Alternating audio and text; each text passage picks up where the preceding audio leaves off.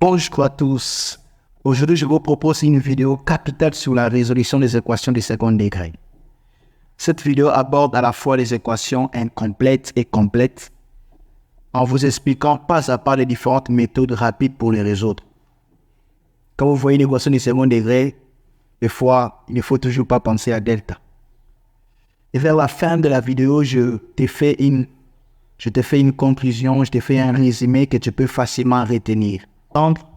Sans plus attendre, je vous invite à regarder cette vidéo captivante et enrichissante pour approfondir vos connaissances en mathématiques. C'est parti. On parle d'une équation de second degré lorsqu'on a une égalité de la forme ax carré plus bx plus c égale 0.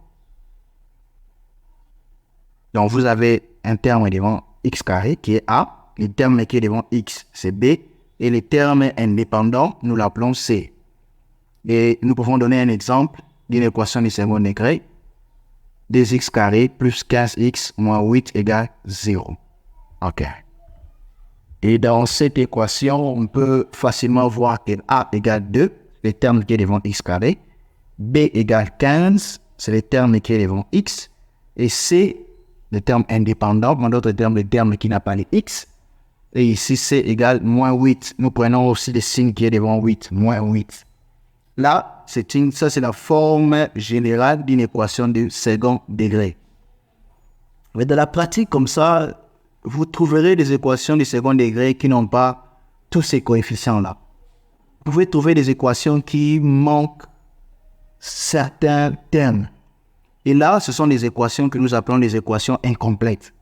Et lorsque vous êtes en face d'une équation incomplète, ne pensez pas directement à delta. Vous allez perdre un temps. En calculant les discriminants, vous allez perdre votre temps. Lorsque vous êtes en face d'une équation incomplète, il y a des méthodes rapides pour la résoudre sans pour autant passer par les discriminants. Prenons un premier exemple.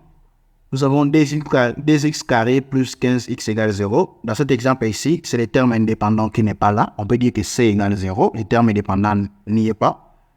Lorsque vous avez 2x carré plus 15x égale 0, la meilleure façon de résoudre cette équation, vous faites la factorisation. Vous pouvez facilement mettre x en évidence parce qu'il y a x de part et d'autre. Lorsque vous mettez x en évidence, vous avez 2x qui reste parce que 2x carré divisé par x, c'est 2x, plus 15x divisé par x, vous trouvez 15, et le tout égale 0. Là, voilà, vous êtes en face d'une équation qu'on appelle équation produit.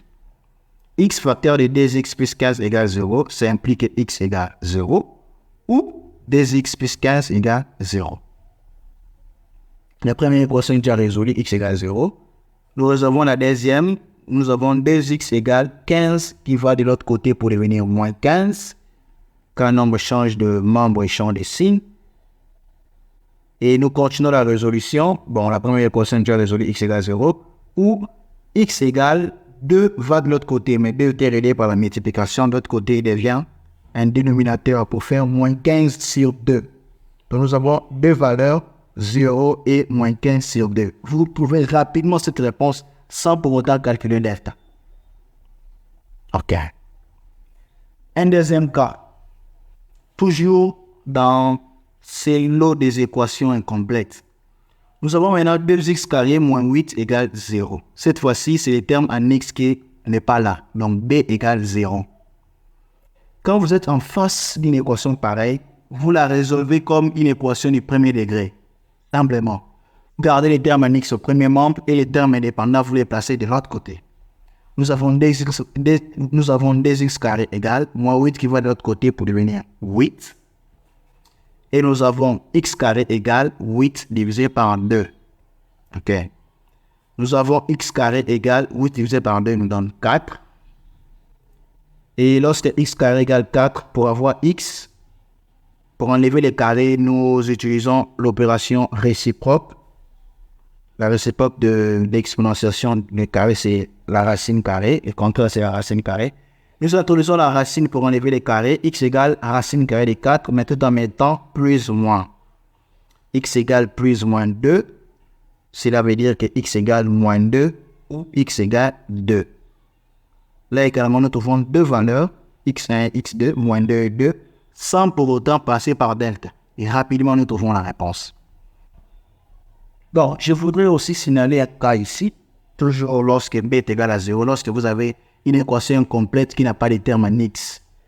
Par exemple, vous avez cette équation ici, 2x carré plus 8 égale 0.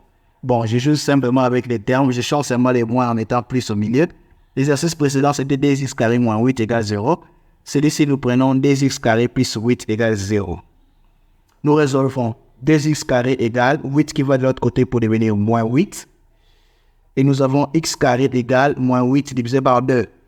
X carré égale moins 4, parce que 8 divisé par 2, c'est 4. Avec les moins, c'est moins 4. X carré égale moins 4 n'a pas de sens dans l'ensemble R. On ne peut pas avoir un carré qui soit un nombre négatif. X au carré égale moins 4, ça n'a pas de sens dans l'ensemble R. Parce que le carré est toujours positif. Cela veut dire que nous n'avons pas de solution. Cette équation sur x carré égale à moins 4 n'a pas de solution dans l'ensemble R. Parce que le carré est toujours positif. On ne peut pas mettre racine carrée de l'autre côté parce que racine carrée de moins 4, la racine carrée de nombre négatif n'existe pas. Donc la solution égale ensemble vide. En d'autres termes, il n'y a pas d'élément qui vérifie cette équation ici. Il n'y a pas de racine réelle. OK? Bon, nous prenons un dernier cas des équations incomplètes. Cette fois-ci, nous prenons un cas où il n'y a pas de B et il n'y a pas de C. En d'autres termes, vous n'avez que A. AX carré. Donc l'équation est courte. Vous avez, exemple, 2x carré égale 0. B égale 0, C égale 0, vous n'avez que les termes en x carré. 2x carré égale 0, nous résolvons x carré égale 0 divisé par 2, c'est toujours 0. Et vous avez x égale racine carrée de 0, c'est toujours 0. X égale 0 et la réponse égale 0. Nous n'avons qu'une seule réponse qui vérifie cette équation qui est égale à 0. Passons à un autre exemple. Cette fois-ci, nous avons cette équation ici. 2x carré plus 15x moins 8 égale 0. Là, nous sommes en face d'une équation qui est complète. Cette fois-ci, nous avons a égale 2. Nous avons b égale 15. Et nous avons c égale moins 8. Nous avons tous les termes sont là. Dans ce cas, nous pouvons maintenant calculer delta. Et delta qui est égal à b carré moins 4ac. Ça, c'est la formule du discriminant delta. Et nous calculons notre b, la valeur c'est 15. Et nous prenons 15 au carré. Nous élevons 15 au carré, moins 4ac. Nous écrivons moins 4. La valeur de a, c'est 2. Et la valeur de c, c'est moins 8. Nous calculons 15 au carré, c'est 225. Et 4 fois 2 fois 8. 4 fois 2, c'est 8. 8 fois 8, c'est 64. Comme il y a 2 moins, moins fois moins, ça donne plus. Nous avons plus 64. Et la somme nous donne 289. 225 plus 64, 289. Une fois que delta est calculé, nous pouvons calculer x1 et x2. La formule, je rappelle, x1 égale moins b moins racine carrée de delta sur 2a. Et x2 égale moins b plus racine carrée de delta sur 2a. Entre x1 et x2, la différence est seulement au niveau du signe là au milieu. L'autre c'est moins, l'autre c'est plus. Et x1 égale, nous remplaçons simplement. Moins b, nous remplaçons b par sa valeur, c'est 15. Moins racine carrée de delta, nous écrivons moins racine carrée. Et la valeur de delta, c'est 289 que nous remplaçons là. Sur 2a, 2 fois a. Notre a, la valeur reconnue, c'est 2. Nous remplaçons par 2. Et nous calculons. Nous avons moins 15, moins racine carrée de 289, c'est 17. Et 2 fois 2 au dénominateur nous donne 4. Nous calculons moins 15, moins 17, c'est moins 32. Et moins 32 divisé par 4, c'est moins 8. Si vous avez des problèmes avec l'addition, encore la somme algébrique, faire la somme des nombres avec des signes et tout consort, ça vous complique. J'ai déjà traité une vidéo qui parle de cela. Vous pouvez aller, je mettrai les liens dans la description pour que vous puissiez voir cette vidéo-là. Et nous calculons x2. x2 égale moins 15, donc moins b, plus racine carrée de delta sur 2a. C'est pratiquement la même formule que x1, c'est simplement les signes du milieu qui changent. L'autre c'était moins et lui c'est plus. Et nous calculons ceci égale moins 15 plus 17, 2 fois 2, 4. Et ceci égale moins 15 plus 17. C'est comme 17 moins 15. La réponse est 2. Et le dénominateur, c'est 4. 2 sur 4. On simplifie par 2 par 2. Nous trouvons 1 demi.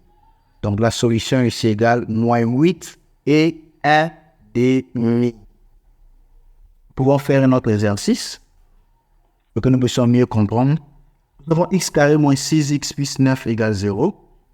Ici, dans cet exercice ici, a égale 1, b égale moins 6 et c égale 9.